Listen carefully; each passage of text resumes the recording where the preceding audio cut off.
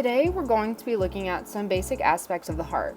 A lot of this, or most of it, you learned in Biology 1. We're going to look at how the blood flows through the heart, oxygenated and deoxygenated blood, circuits, and other important anatomical features of our heart. First, let's start off by differentiating between oxygenated and deoxygenated blood. We need oxygen in our bodies for us to be able to do work and create ATP. Oxygen comes from our lungs. Therefore, when our blood comes back to the heart, it needs to be sent off to our lungs through the pulmonary artery. Deoxygenated blood comes initially from our superior and inferior vena cava, the largest veins in our body, which we'll label in a second. When labeling this on the heart, we are going to use the colors red and blue. Red for oxygenated and blue for deoxygenated. However, we're going to come to learn that we do not have any blue blood in our body, but we'll hold off for that for now. Veins carry blood to the heart, and arteries carry blood away from the heart. Not all arteries carry oxygenated blood, and not all veins carry deoxygenated blood, as we will see when we label our diagram. Although, most arteries do carry oxygenated blood, and most veins carry deoxygenated blood. There's one of each that does the opposite. Let's start off by looking at some anatomical structures on the surface of the heart. The way that you can tell what side of the heart you're looking at is based on a coronary artery that runs diagonally across our heart. Remember, when you're looking at organs, everything is flipped, as if it's a mirror image. Or you can imagine if the heart is inside of your body, what it looks like, left and right sides. We have a coronary artery that runs diagonally going up towards the left. We also have a point or apex of the heart which always points towards the left hip. This will come in great handy when we're doing our dissections, because it is a little bit difficult to know what side of the heart you're looking at. Let's take a look at some of the coverings of the heart. You need to be familiar with the order of these coverings and some of their basic qualities. When we do our dissection, the pericardium will already have been removed. It's a thick covering that helps prevent friction. Next, we have the epicardium, then the myocardium, and finally the endocardium. The epicardium is on the outside surface of the heart. The myocardium is the large muscular layer of the heart. The endocardium is a slick layer that touches the blood, and it's on the inside of the heart's surface. It allows the blood to move quickly across without any friction. We will get a good look at these layers once we do our dissection in class. Let's label the blood flow through the heart. First, the blood is going to enter from the body through the superior and inferior vena cava, travel through the right atrium and the tricuspid valve to the right ventricle, and out through the pulmonary valve. The pulmonary artery is going to bring blood to the lungs to get oxygen. It's going to travel through the pulmonary veins to the left atrium, the mitral and bicuspid valve through the left ventricle, through the aortic valve to the aorta to the rest of the body. We also have what's called the atrioventricular septum, which helps divide the two halves. I'm going to leave this diagram up for a few seconds just so you can take a look at it, and feel free to pause so you can fill out your diagram now.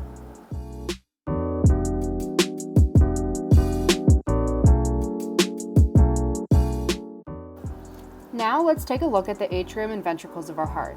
Atria are considered the receiving chambers of the heart.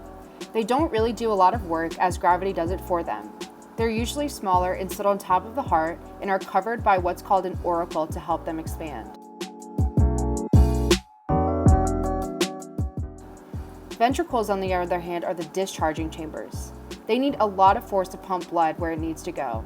The right ventricle is a lot smaller walled than the left ventricle, since the right ventricle only has to pump to the lungs, whereas the left ventricle has to pump to the entire body, all the way down to our toes. The left ventricle's muscular wall is a lot thicker, as you see in this photo here. We will get a closer look at all of this in our dissection. Next, we're going to look at our valves. The valves are what separate all of the chambers and prevent backflow to certain areas. The tricuspid and mitral or bicuspid valves are considered atrioventricular valves and separate the atria from the ventricles. The aortic and pulmonary valves are considered semilunar valves. As you can see on the diagram, they are shaped much differently from the tricuspid and bicuspid valves, which are shaped pretty similar to each other. The aortic and pulmonary valves both contract at the same time and prevent backflow into the ventricles. The atrioventricular valves contract at the same time and prevent backflow into the atria.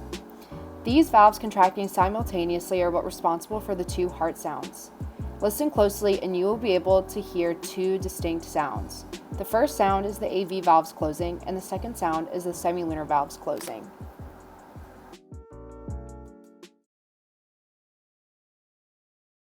When a healthy heart beats, it makes a lub-dub sound. The first heart sound, lub, also known as S1, is caused by the closing of the AV valves after the atria have pumped blood into the ventricles. The second heart sound, dub, or S2, originates from the closing of the aortic and pulmonary valves right after the ventricles have ejected the blood. The time interval between S1 and S2 is when the ventricles contract, called systole. The interval between S2 and the next S1 is when the ventricles relax and are filled with blood, called diastole. Diastole is longer than systole, hence the lub-dub, lub-dub, lub-dub.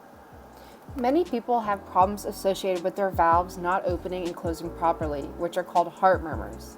We're going to get a closer look at this later in class, but just for now, listen to how different the heart sounds when there's a malfunctioning valve. If their valve isn't opening and closing properly, what kind of problems do you think they might have? Hypothesize on your own. We're going to come back to this in a few classes. Deep breath in and out. Hold it there.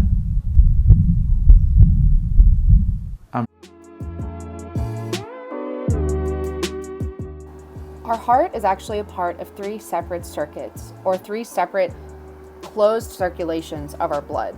The first one is the pulmonary circuit. This is just going to be bringing blood to and from our lungs to get oxygen. The second circuit is the systemic circuit. This is going to be all the blood to and from our body.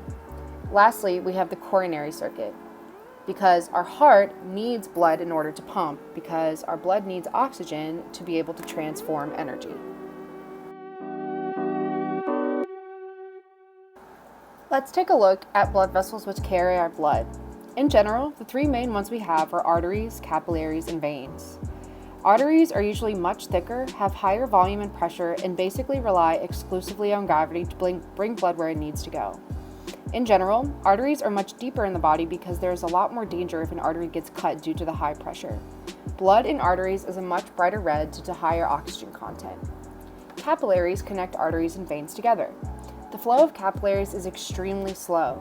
Think of it like a mighty river branching off into tiny streams. Usually when that happens, the flow gets a lot slower. Because there's so much friction, capillaries are a great place for gas exchange, nutrients exchange, and waste exchange, since the flow is extremely slow. Veins are what bring blood back to our heart. Because most veins are working against gravity and have a lot slower flow, valves are in our veins to prevent backflow. Arteries do not have valves, but veins do. Blood in our veins is a much deeper red due to the lack of oxygen. There's a reason why doctors choose to take blood out of your veins instead of your arteries. What are some reasons why you think they do this?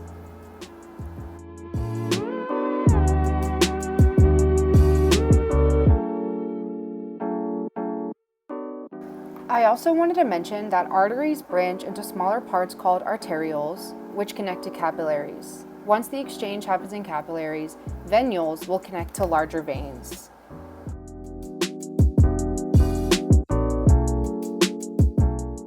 The last thing I wanted to mention is the color of blood. As I just said, blood is bright red in the arteries due to oxygen content, and a darker hue of red in our veins due to the lack of oxygen. If that's true though, then why are our veins blue?